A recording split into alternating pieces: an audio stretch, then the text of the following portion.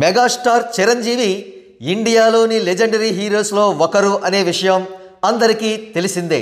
అదేవిధంగా టాలీవుడ్కు సంబంధించినంత వరకు all time number 1 legendary hero కూడా చిరంజీవే.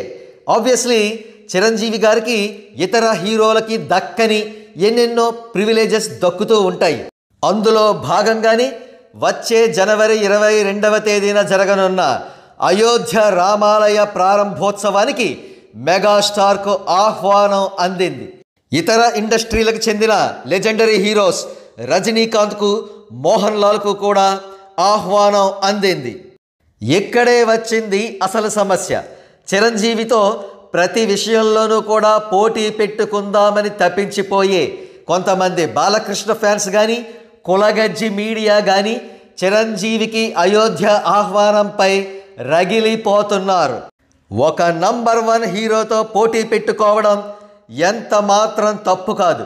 అయితే బి గ్రేడ్ స్థాయికి పడిపోయి 2-3 దశాబ్దాలు అయిన తర్వాత టీడీపీ క్యాడర్ సహాయంతో తన సినిమాలకు ఓపెనింగ్స్ తెచ్చుకుంటూ లాంగ్ రన్ కలెక్షన్స్ లేకుండా కొన్ని థియేటర్స్లో ఆడిస్తూ కాలం వెళ్లదీస్తున్న బాలకృష్ణకు చిరంజీవితో పోటీ పడే స్థాయి ఎంత మాత్రం లేదని ట్రేడ్ పండితులకు తెలుసు.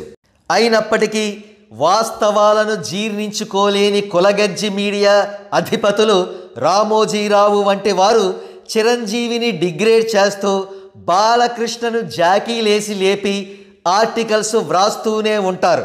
అటువంటి వారందరికీ చిరంజీవి ఏ చిన్న ఘనత సాధించినా మింగుడు పడదు, నిద్రాహారాలు లేక రగిలిపోతూ ఉంటారు. ప్రస్తుతం రామోజీరావు, కొంతమంది కులగజ్జి ఫ్యాన్స్ అదే విధమైన నిస్సహాయ స్థితిలో ఉన్నట్లుగా రిపోర్ట్స్ అందుతున్నాయి.